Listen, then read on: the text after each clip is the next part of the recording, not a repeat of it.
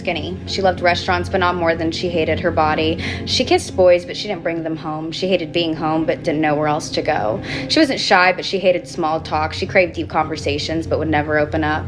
She hated living, but she didn't want to die. She loved laughing, but not as much as she needed a good cry. She wasn't a bad person, but she didn't feel good. She was always there for others, but herself never understood. She was always writing, and everyone read, but no one listened. She was both the life of the party and the loneliest in the room.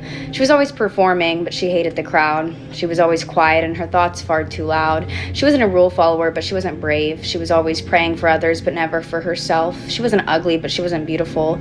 She wanted to be loved the way she loved others for once. She wasn't manipulative, but she knew how to lie.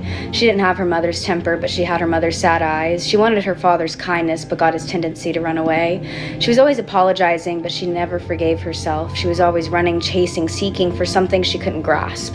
Always hungry, longing, itching for something she couldn't name. Always bleeding, rotting, screaming for something to dull the pain. But no one saw, so you couldn't blame the world for ignoring the girl. She was always smiling, laughing, mending other scars. She was always dreaming, never sleeping, always looking at the stars.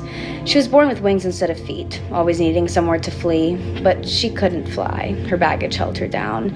She wasn't depressed, at least she didn't think. A dangerous coping mechanism for a girl with clipped wings.